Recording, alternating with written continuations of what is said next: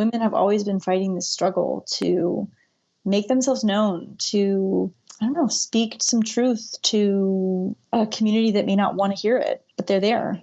They're there and they need to be heard.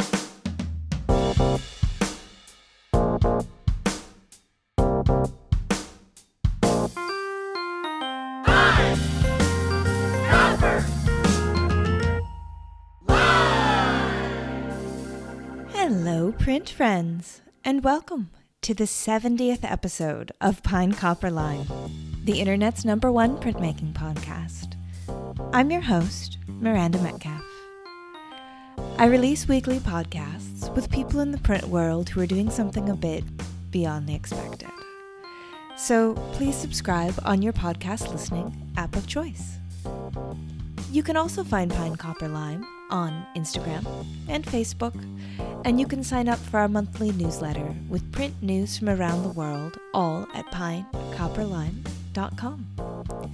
We also have a Patreon page, through which supporters toss a buck or two in our tip hat every month, and it helps keep PCL on the airs and at your inky fingertips. You also get kind of cool thank yous, like stickers and totes. If that sounds like something you'd be into, check out the link in the show notes. If you just want to chill out and listen, that's bloody okay too. Printmaking forever, shun the non-believers. Print friends, I am pleased as punch to let you know that Pine Copper Line is finally offering merch. That's right, you can get that PCL logo and rock it to the grocery store if that's the only place you're going out, or just feel sexy with yourself around the house. But we did not stop at the logo. No. You know your friend Miranda loves a dad print joke.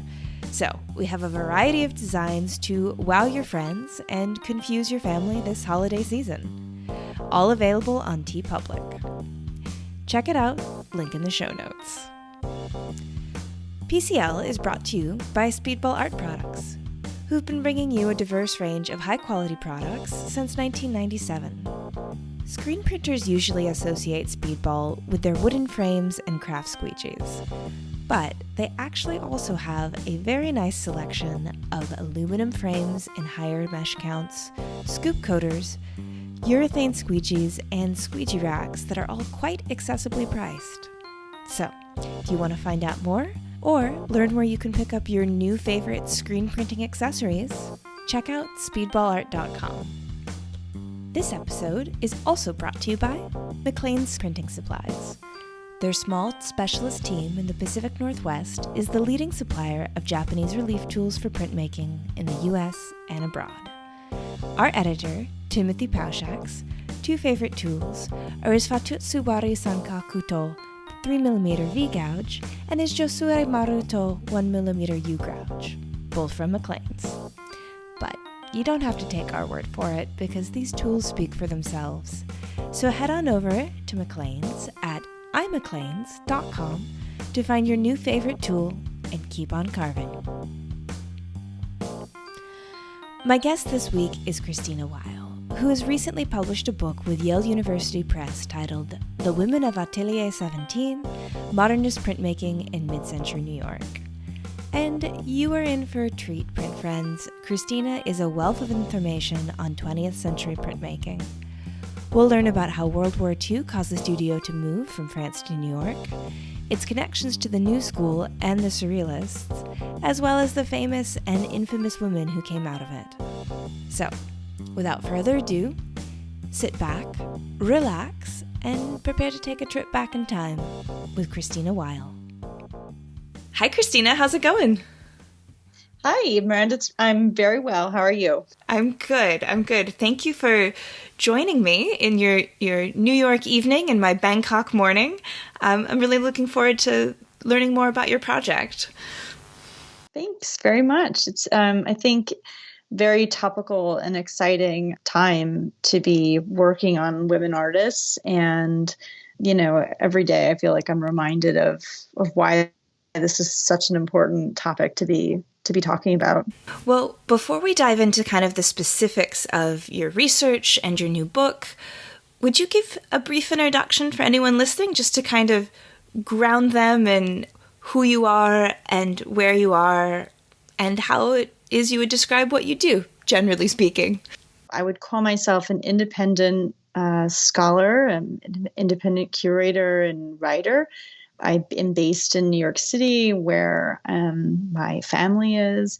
We have just come back after a long hiatus with grandparents during the COVID summer, and very happily back here in New York, and kind of picking up where we left off. And certainly Atelier 17 is always on the forefront of my mind.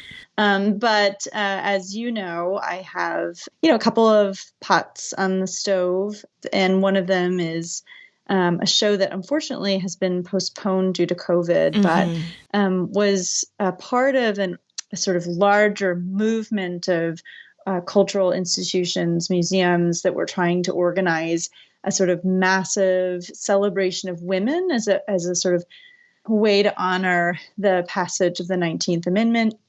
And many of those activities are still happening. It's part of the Feminist Art Coalition. Some of them are being delayed until the spring, and I think mine in particular is being delayed for 2 years. But it will be at Arcadia University in the fall of 2022. And it basically, it's sort of a spin-off of what I was doing in my book research, which was the Women Artists of Atelier 17. It's all about women artists who are part of this major printmaking studio, particularly known for its engraving and intaglio printmaking, that was based both in Paris and in New York. My book specifically talked about women, almost 100, who were members of the studio during its time in New York City, which was 1940 to 1955.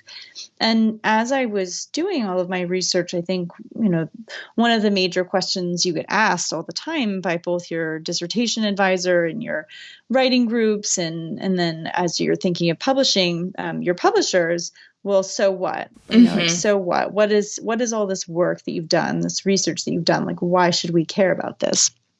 And I think one of the major takeaways for me was not just the amazing things that these women did, because they did do tremendous and amazing work at the atelier during their time there, but for me, it was just this broader movement of women that I started noticing who were increasingly looking at printmaking as a platform from which to build a career in the arts, in an environment that was not particularly welcoming to women painters or women sculptors, although there were obviously many women painters and sculptors. It just was that printmaking was kind of this back door in a way where women could come in, they could get into print annuals, which were held quite frequently in the 40s and the 50s into the early 60s, and kind of get their name in the art newspapers and the magazines, and just get some notoriety and some name recognition with curators who were in museums. And so that was really important for them. And then I started to see, not only were they building a professional sort of CV, they were also making friends with one another. They were writing to one another. As I was doing all this research in artists' archives, I was seeing the correspondence that's going back and forth between artists about, well, you should apply for this residency and you should apply for this annual. It's really great. I know this curator here. I'll bring your work to them. I'll show them your portfolio. Just send me something.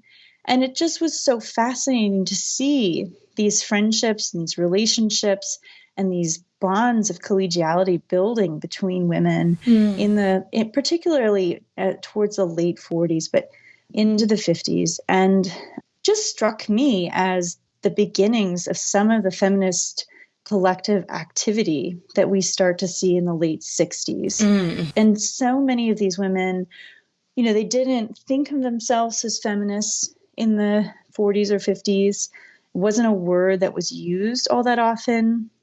Though some of them, as the movement coalesced, definitely came out and said, affirmed very strongly, I am a feminist.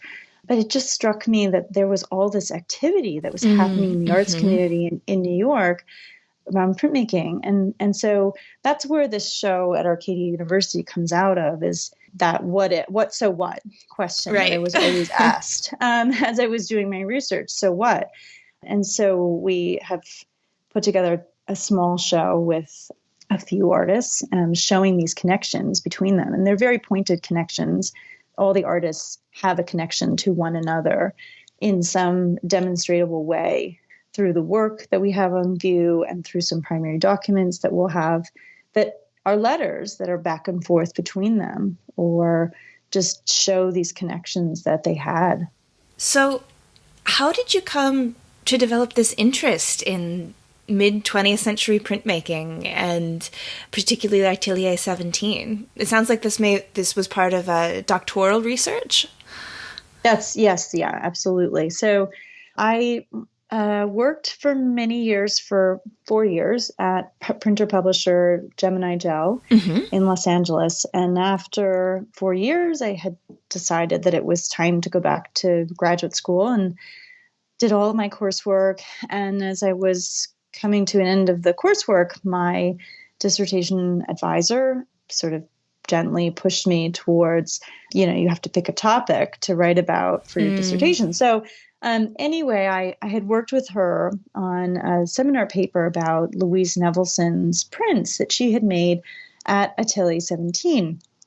And what I had discovered was, when you look at her catalogue raisonné of her prints, they're these black and white prints that she had made at Hollander Graphic Workshop with Erwin Hollander in the 60s. And they were re-editions, they were second editions of plates that she had made in the late 40s and the 50s at Atelier 17. And so then I just sort of started to pursue this, and I ended up going to the Brooklyn Museum, which has a collection of 30 prints that she had made in the 50s. So these aren't the later editions. These aren't these sort of like uniform, all identical prints that she had done at her Hollander Graphic Workshop.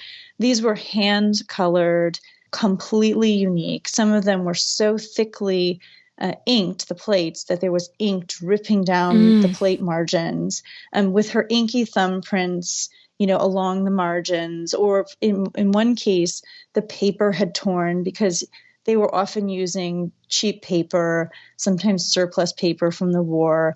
One of the sheets had torn, and she put a piece of gold paper behind it. So these are just these wonderfully unique objects that she donated to the Brooklyn Museum. They had a show of her prints in the 60s. And so that was really what hooked me. I saw these and I thought, I got to learn more about this. And so then I kind of started to look at this list of artists who participated in Atelier 17 that was published by Joan Moser. She wrote the catalog about the studio when it was celebrating its 50th anniversary. And I think it started with something like 50 or 60 names. And then by the end of almost a decade of poking around, I had found almost 50 more. And so that's just sort of how it came to be.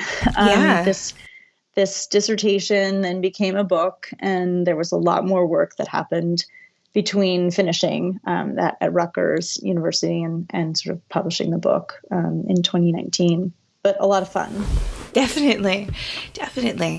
So I think just before we sort of dive into more of that individual experience of the women in it and their relationships, because I think that's really interesting in this idea of this sort of early feminism collectives that, of course, I think we associate very much with the 1960s. But of course, nothing appears in a bubble, right? So that lead up to this really strong movement that I think we usually associate with the following decade, I think is really interesting. And of course, the way printmaking and community build into that. But just to give a bit background for listeners into the context in which this was happening, can you tell us a bit about just the history of Atelier 17 and really kind of maybe from when it began to how and why you think it became a place that was more welcoming to women, maybe than painting and sculpture environments. Oh, sure. So for those who are not familiar, Atelier 17 is sort of synonymous with this British engraver whose name is Stanley William Hayter. Everyone called him Bill Hayter.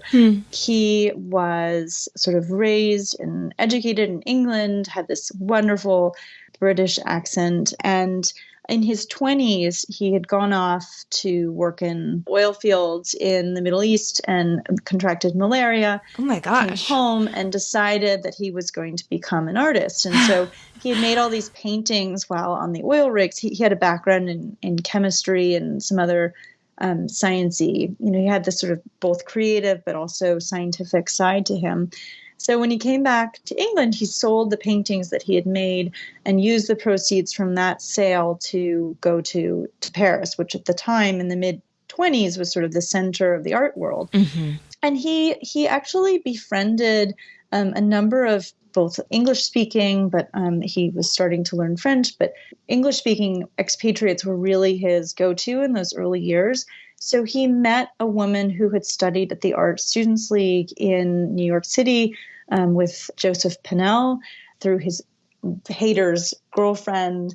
And then this woman whose name was Mary Huntoon taught him some of the very basics of aquatint and other, I think they did some sugar lift. They did just some basic line, hard ground work. And then through, more networking, he found Joseph Hecht, who was this Polish engraver. And then from there, he just kind of, I think through some prodding, through some other English-speaking, they were women, who came to his studio and said, we saw your work, we really like it, would you teach us how to make an engraving? Mm-hmm. And I think initially he brushed them off, but then there was just enough momentum that it kept growing and it built. And then by the late 20s, he had sort of formally opened the studio, and it didn't really have its name until the mid-30s when it moved to a new location on the left bank, and its address was 17 Rue Campagne Première. Uh-huh. And so that's how it got its name, Atelier 17. And at that point, Hayter had started to associate himself with Surrealists. You had Max Ernst coming, Giacometti was coming, Picasso was coming for advice. But then there were a lot of other women who were there who were very they're beginning, I think, to be better appreciated. And I'm just trying to think off the top of my head, you had Helen Phillips, who later marries Hayter, who becomes this great sort of surrealist sculptor. Flora Blanc, a reader who was married to, she wasn't at that point, she was married to Dixon Reader, who was part of the Fort Worth circle of artists, mid-century artists who were in Fort Worth, Texas. And they all are in Paris, and they come home and they sort of bring this sort of homegrown surrealism to Texas. Dalla Husband, who was a Canadian artist who was also fantastic. Unfortunately, she died in the mid-20s. Nina Negri, who's Argentinian, who was working in a surrealist way. A Swedish artist whose name was Siri Rasman. She was also working in surrealist style. So anyway, that's just all to say that surrealism was very much part of the beginnings of the studio. And then as the war begins and the Nazis invade Paris, Hayter moves the studio to America. And he stops in New York. He meets some people from the New School for Social Research.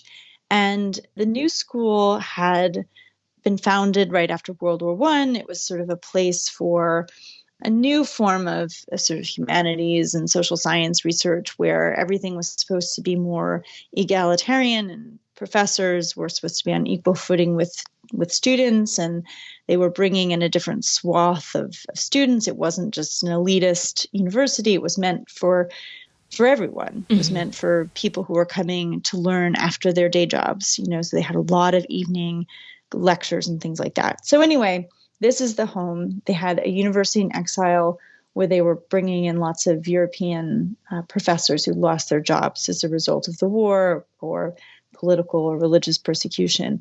And so Hayter kind of falls in with this resurgence of the New School, this like great flourishing of reformation of Europe in New York.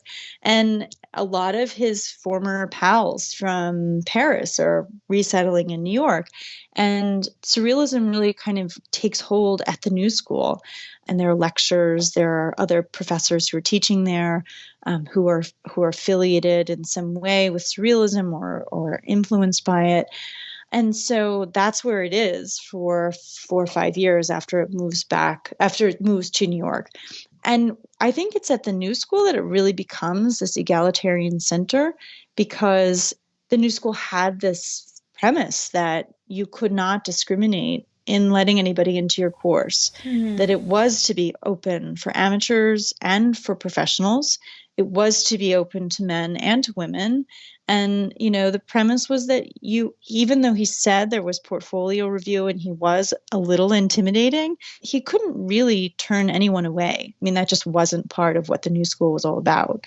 So I think it was that, that really jump-started Atelier 17 as being this place where women could come and could get this education in printmaking. And it's not that they couldn't have gotten that at a place like the Art Students League or up at Teachers College at Columbia University. There were people who were teaching printmaking. There was just something about the type of people who were coming to Atelier 17 at the New School that was so much more professional and sort of an elevated group of people. And it was just, I think, intoxicating for people to be in this room, to be a fly in the wall, to be among Juan Moreau when he comes in to see what's happening. And you are a 25-year-old American artist who's never been to Paris, never been out of your country, and to be exposed to that level of just thought was so enticing. So that was how Atelier 17 became, I think, so well regarded in the New York arts community, but also just how it became a more accessible place for anybody to come. And so when you say accessible for anyone, was this like gender and race and class lines? Was it truly open in that way? Well, that's a question that I think about a lot, especially in light of what we have gone through, what we've seen this summer and sort of the reckoning. I was only ever able to find 2 women, African Americans, who worked at the studio. And that's out of almost 100. So I think that in itself shows you that the arts community was not integrated at all, at least in this little microcosm. Bob Blackburn worked there very briefly. He was very close friends with an artist who I studied, who was a refugee from Czechoslovakia, whose name was Terry Haas, and they became lifelong friends. But she was the one who taught him some of what he learned about intaglio printmaking, and I think she also was learning lithography from him. In terms of class, I think there was often accusations that the women who were coming to the studio were wearing mink coats, or that they were of a particular amateur level. And I think that was kind of a way of brushing aside some of this insecurity that people had about opening up the studio to other people. And I think that there were certainly people who had more economically advantaged positions. They were women who had gotten married and had children and were in families where they didn't have to work and they didn't have to have 2 jobs. But they had always maintained an interest in the arts. So it wasn't like they were coming in their 40s and were all of a sudden, the woman with the diamond ring on. But definitely there were also artists who came from nothing, for whom this was just the most amazing experience they'd ever had. And they talked about it later in their lives. So I wouldn't say it was the most diverse cross-section, but certainly I think in terms of class, like if you could make it in New York, you could probably get your foot in the door here. Yeah, it's always an interesting question too about access. And, I think you made a really good point in that you were saying that, these were women who were going because they didn't have to work. So you can make sure that you're there on the day that Juan Moreau is there because, you can leave the kids with the nanny and come on in and that kind of thing. So I think that, access is always a really complicated question because, just because it's there and it's open on paper, does that really mean that anyone can come in and all of that kind of thing? And something that I think is good that we're all thinking about more and studying more and hopefully bringing it into contemporary mindset as well, in the arts for sure.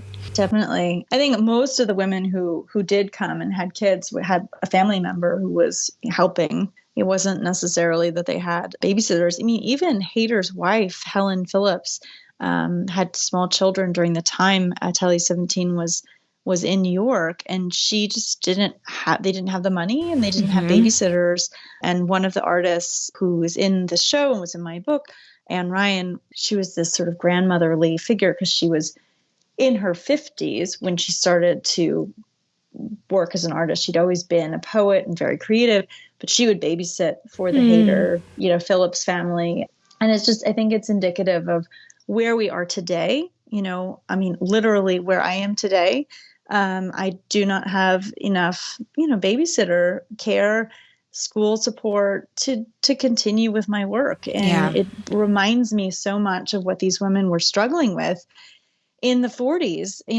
They were having to make these sacrifices like literally every day about how am I going to advance my career while also not giving up on my family. It's a really hard thing to manage. And it's something that is, at least in the States, I think throughout the world, but particularly in first world countries or developed countries or however you want to say it, in the United States, it's so present currently. I have a group of several friends from college who are Danish, I met in Seattle when they were studying abroad, and they've gone back to Denmark. And, as I followed their life and kept in touch, the women in that group, their experiences with having children while working, of course, has just been profoundly different than any American women I've known who've made that choice, because they get that support from the government, because they get affordable childcare, because, creating a life where the woman is going to be the primary caretaker of the child, that they don't have to choose between being sort of this member of the world outside of being a mother. And it's, so I think it's present in the 1940s. And as you say, it's very present in 2020 for many women, and particularly now that a lot of women are schooling the children from home. And so that free public school, take the kids for, how many hours a day is no longer functioning in a lot of places due to COVID. And so it's huge sacrifices and choices I'm sure women are making across America right now. Yep. So I was really, when you first reached out to me and you were sort of describing some of this research you were doing, I was really keen to hear more about this foundations of feminist collectives or women collectives that happens, as you sort of say, like a little bit later on in our sort of art history timeline. And then hearing you speak about it now, it sounds like a lot of these ideas came from, really seeing the way that the women were interacting and the fact that you've gotten your hands on these primary documents from the letters and that kind of thing. And so I would love it if you could speak to really that element of your research and kind of what you were seeing in your research that you were saying, I think this is the seeds of something, and I'm seeing something about the way these women are interacting that can kind of be connected to this broader understanding of the way female artists come together to create collectives that are then, powerful and can serve as movements and really, political forces that we see sort of later on. Well, I'll tell you two anecdotes, and this is, one of the other things I'm so passionate about is just like artists saving their archives, and so many artists who I've encountered where I've met family members and they've talked about throwing out boxes of letters and things like that, and so I feel so lucky that I was able to find a few artists for whom there were very extensive material for me to look through. Some at the Archives of American Art, which is part of the Smithsonian Institution, and some in other institutions or privately held papers. But one of the first previews I got of this was sort of the collections of letters that I found with an artist named Warden Day, who was an artist who kind of began as a painter. She was from a rural upbringing in Virginia, a very religious family, but she ended up moving to New York because she sort of knew that was the center of where she wanted to be. But then you sort of start to see all these letters that Warden has written to other people, and because they've been saved in the papers of Louise Bourgeois, in Anne Ryan's papers, and you start to get a sense of how actively she was working on behalf of her fellow student. And I know that she felt so strongly from even the 40s and the 50s that she needed to ally herself with other women, that there was something about that that would advance her career in a way that I think she realized was not going to happen. I mean, she had a few male mentors, and I would say that her teacher at the Art Students League, whose name was Vaclav Fitlesil, was one of those mentors who she kept in touch with and was very dedicated to. But it was these women she met both at the Art Students League, at Atelier 17, and then she was kind of peripatetic and would go to fellowship. She would have a visiting professorship somewhere, or she'd be an artist at a sort of summer residency. And these connections that she made, I started to see all of them. And, she's really the one who starts to write to people and say, send me some of your work. I've met a person who is sympathetic to the modernist movement. Like, I want to show them your work. I want to show them some of your modern graphics. Send me what you have. And so you see that happening in some of this correspondence. And then you see her in the 60s trying to organize a women's only exhibition. And she and Louise Bourgeois had been in Vitlesil's class together. And it overlapped over some period of time. And I think, Bourgeois had this very ambivalent relationship with feminism and wasn't sure she liked the idea of an all-women's show. But Warden is organizing this kind of thing in the 60s before we start to see these sort of larger movements to like go mine the archive and find unknown women artists.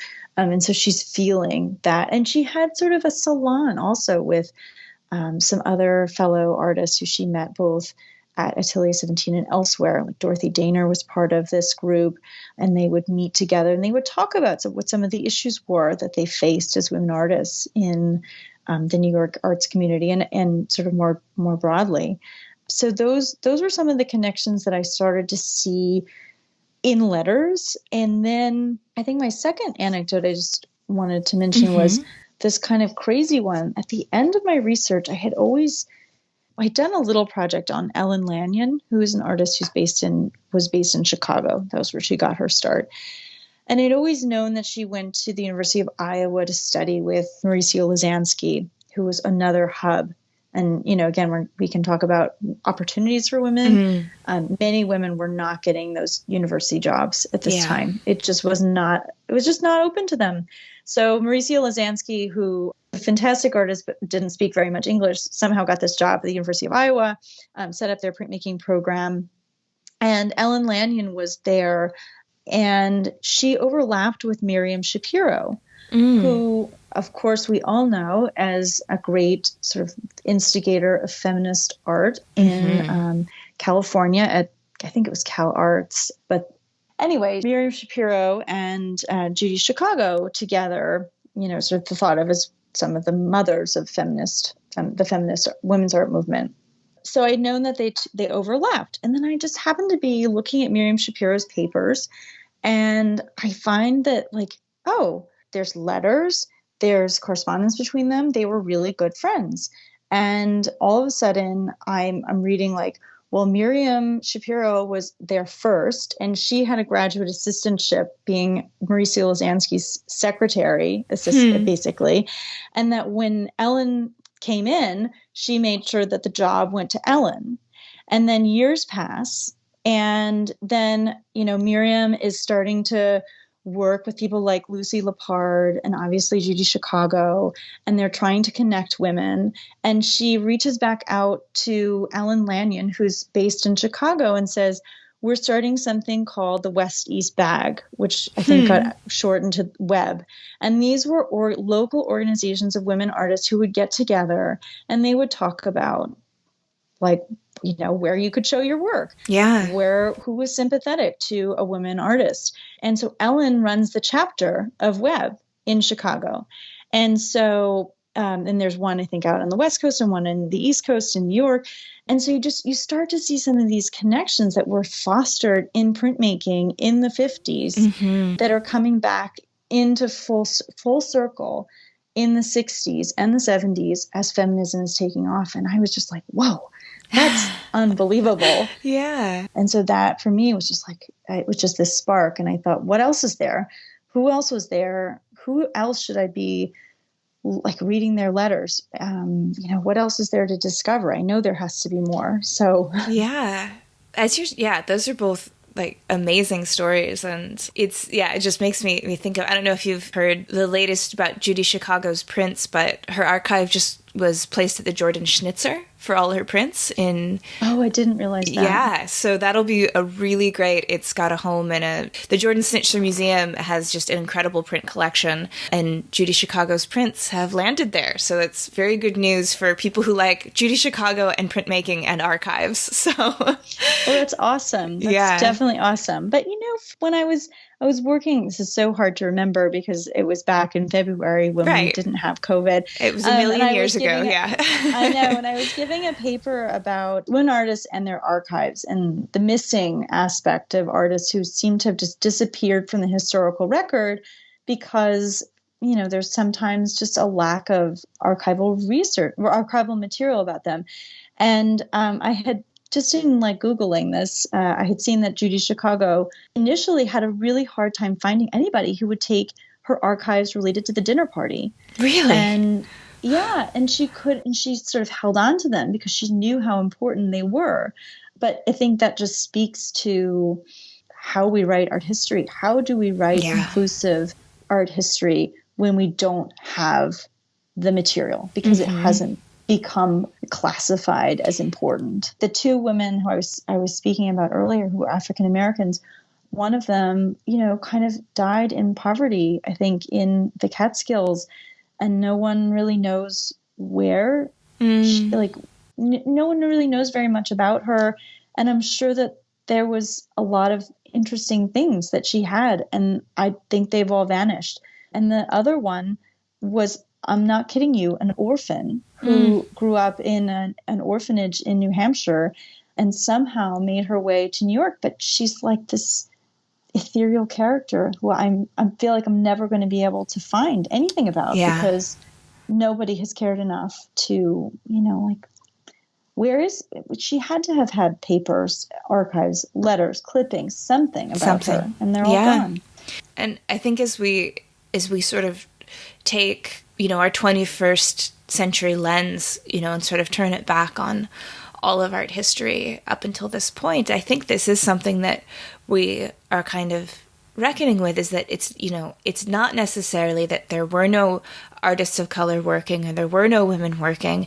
It's just they were never allowed in the canon, that their contemporaries didn't say, oh, I should save these letters, or I should save these sketches, or even, I should save these finished works. And so we get this art history that is very white and very male and very straight and very cis. And it reminds me of that adage, history is written by the victors, right?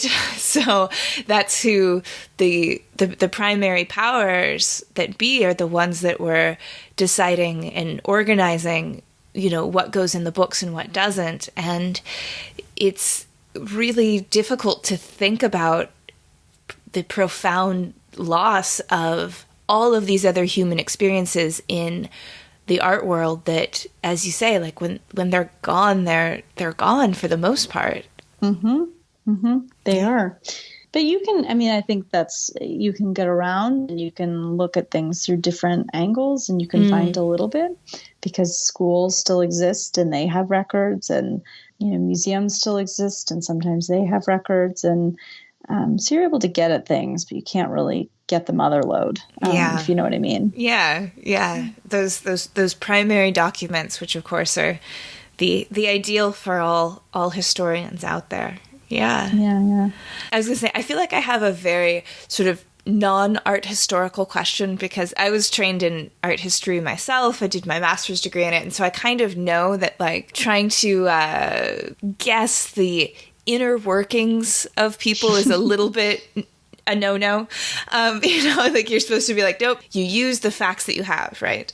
But as I'm hearing these stories about the way these women interacted and stayed in contact and looked out for one another and wanted to create spaces that, were just for them, I really have this desire to know what their emotional life was like between them. Did you see, like, really like affection and kind of bonding in the sense that we're in it together? Any of that kind of maybe less hard and fast historical, the soft history, I don't know, or something like that, just because I identify with that so much, that feeling of really bonding between women and knowing that you share a shared experience, and how kind of profound that can be, and how important those really beautiful connections you can make with other women. It's something that's really important to me personally, and also as an art professional. And so if you're allowed to, as a historian who's just had a book published, to get a little bit more into those details, I don't know if there's any anecdotes or anything you can point to that have more of that maybe emotional reality of what was going on. Well, so I think that you have to remember that I feel like most of the correspondence that people were having, sometimes they would just send these, like, quick little cards to one another. They would send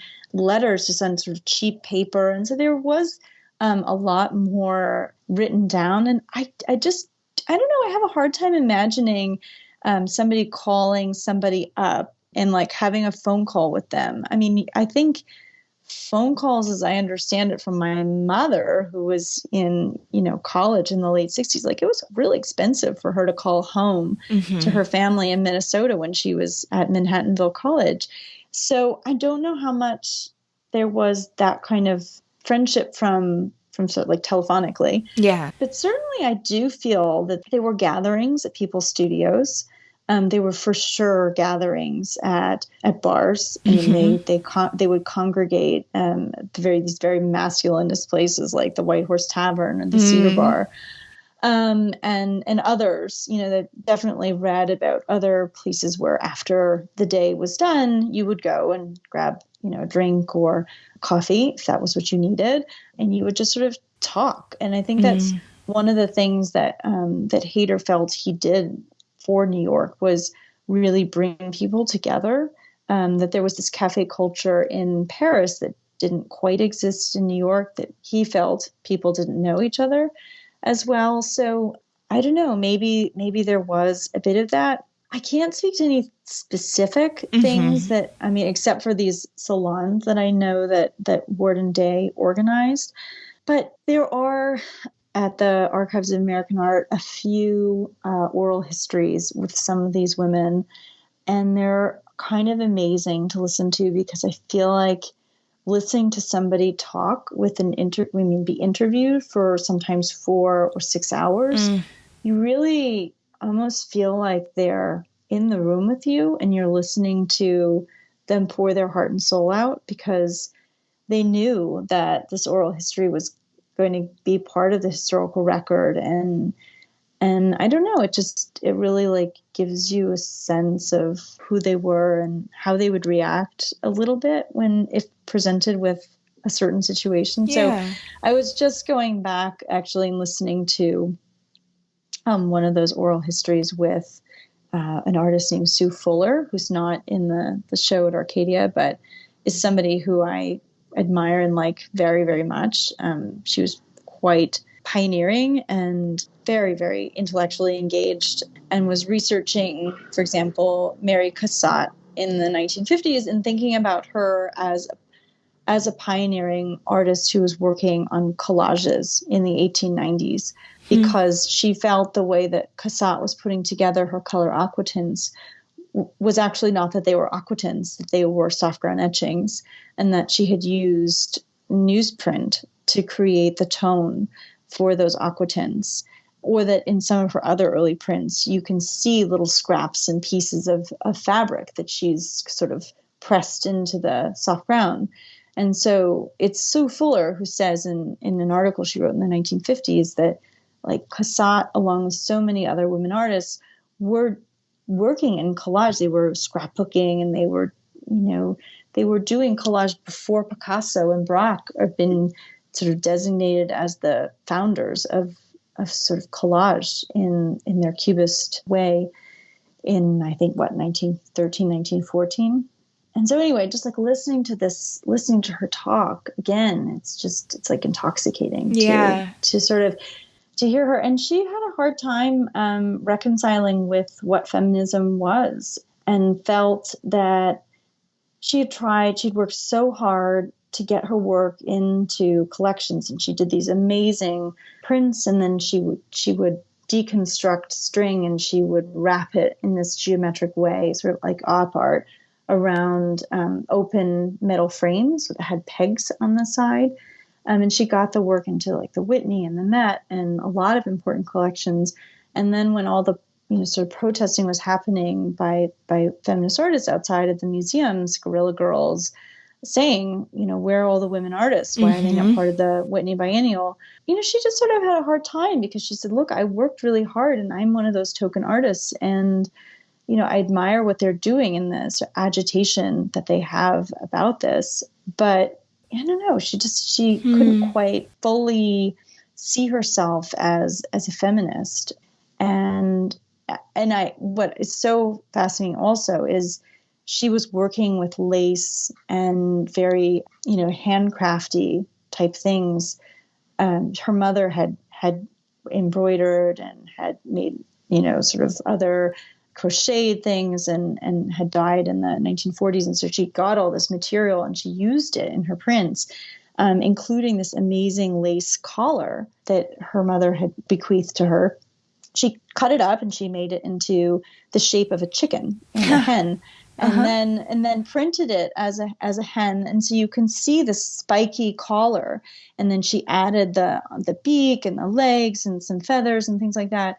And then it wasn't at all about it was a little bit about calling attention to the fact that, like, lace work and handwork that women were doing. She recognized in the 50s that this was an art form. That what women were doing was valuable, and that it wasn't second class and it wasn't lower on a sort of artistic hierarchy. But she wasn't able to be more vocal about it. And then 20 years later, Miriam Schapiro collects lace, like many women artists I found. She collected lace and she made a series of prints called Anonymous Was a Woman. Mm-hmm. And they're these beautiful sort of standalone prints of just pieces, scraps of lace, but there's one of a lace collar, just like the one that Sue Fuller had used.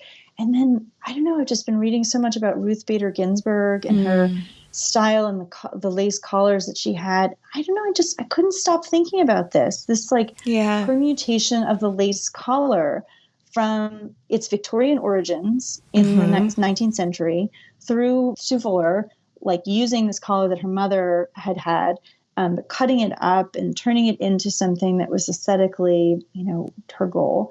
And then Miriam Schapiro being much more strident about her political thoughts about, these are anonymous objects that were created by women and we should value them. And then, I see all these memes with, Ruth Bader Ginsburg, and I'm like, oh my gosh, this is all just coming back full circle. But listening to Sue Fuller talk about this, talk about her mother and how, in this oral history, like talk about how crafty she was and how she was just the embodiment of a woman when she was growing up, and thinking about how how she stepped outside of the norm and became an artist and was not somebody who would stop if somebody said, you can't do that. Or that's not a woman's, that's not a woman's passion. You should give it up. And she would just say, no, you're wrong. I'm going to keep doing it.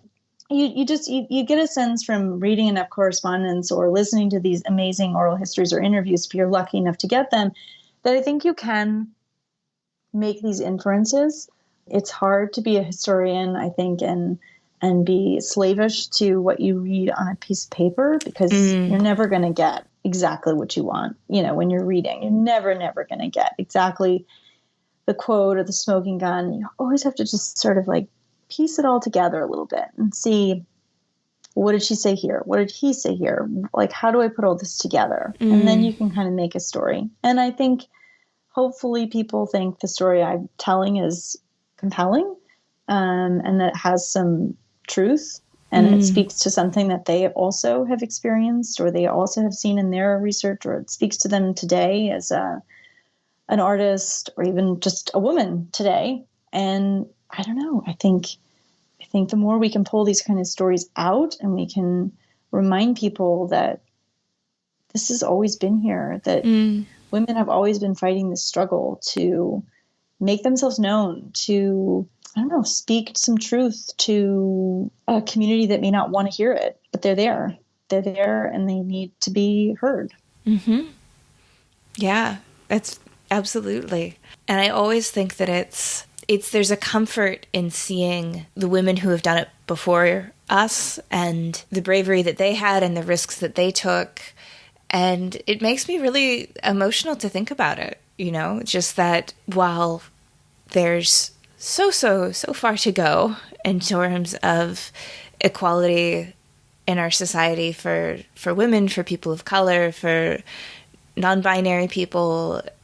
But, looking back into history and seeing what they were up against compared to what we're up against and the progress that has been made, that's always a bit invigorating for me to see that it's like, okay, like if you could take this on when circumstances were what they were in 1948, I think I can take this on when circumstances are what they are in 2020. And learning that history is really important for that for me. No, 100%. I mean, I think when New York was locked down in April and we were just struggling so much with childcare and just life and the horror of it all, and I would really often, my mind would go back to a specific person, an artist who I had studied. And I would think about, I don't know, just the choices that she had to make, the hurdles that she had to overcome because of either World War II, having to leave leave Czechoslovakia because they were Jew and they were going to, end up in a concentration camp, or just women who had to live through the Depression. And it just all came full circle for me of just like living through this moment, and yes, you can persevere. And yes, it may be hard, really hard for a while longer, but there's something at the end of this. I don't know what it is. Yeah. But we're going to get out of it. And this is like the work that I did on these women is a constant reminder to me that like there are bumps and ups and downs, and these people were amazing, and I don't know, they persevered in their own ways. Yeah, I think that is a really, really beautiful note to kind of start wrapping up on as we're getting towards our hour recording mark. But please let people know the title of your book, where they can find it, and then also the full title of the exhibition and where they can find that in 2022. And then also, you've got amazing resources on your website for just the biographical supplements for 97 of these, of female artists from Atelier 17. So just please plug all the resources that you've got for these, because you've got some amazing ones out there. Oh, absolutely. Okay, so book title is The Women of Atelier 17, Modernist Printmaking in Midcentury New York. It's a 2019 imprint from Yale Press. You can get it at your local bookstore. I tend to prefer bookshop.org, where money goes to local bookshops, but you can also get it at Amazon and Barnes & Noble and those places as well. The exhibition at Arcadia University is called Proto-Feminism in the Print Studio. It will be fall of 2022. Arcadia is this gorgeous liberal arts college that used to be called Beaver College. It was an all-women's college outside of Philadelphia. And they have this amazing space. It was a former, I feel like, a power station. So it's a really cool space as well. And then, Miranda, as you were alluding to, I did, after I finished my book, I did go through and try and find something about everybody who was on the Atelier 17 roster who was identified as female. And so there's a website that's linked, it's a subdomain of my website. So you would go to atelier17.christinaweyl.com.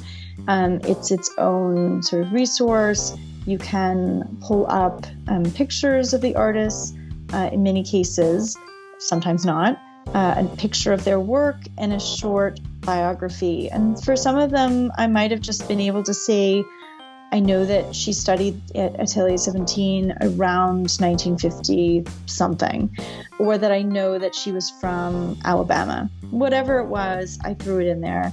And I have people write me all the time with follow-ups, and I know something about this, or I have one of these artists' works. So that's been kind of fun to kind of get these random inquiries from time to time with people who are like, oh my gosh, I've had this hanging in my dining room for years, or like, she was my great aunt and we didn't know anything about her. We're so grateful to have something, to know something about her.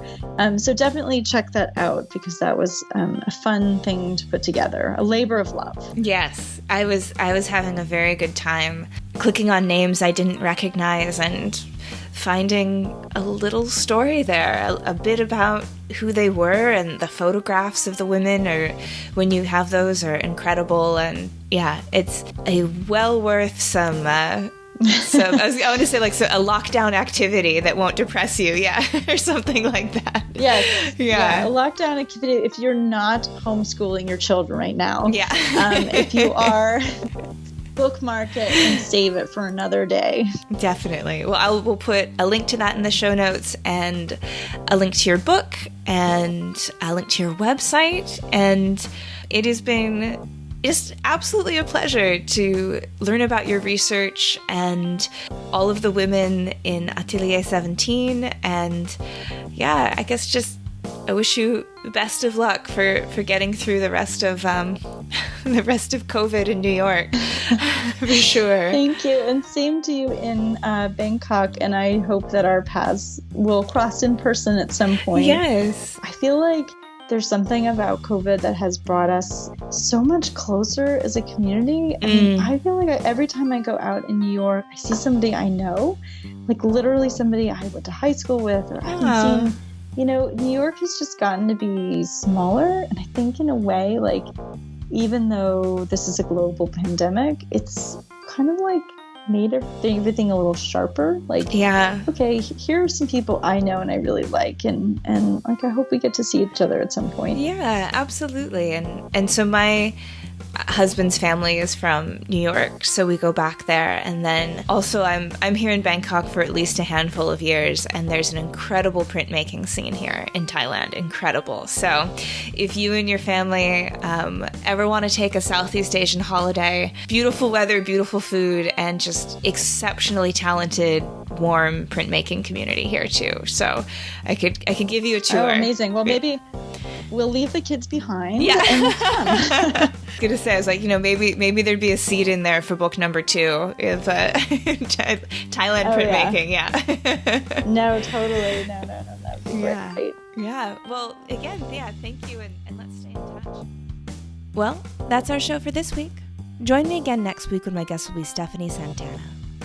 We'll talk about her finding art through MySpace, taking up printmaking through illustration gigs, historical textile traditions carrying religious and ancestral meaning, the importance of archives, and how being a mother affected her practice.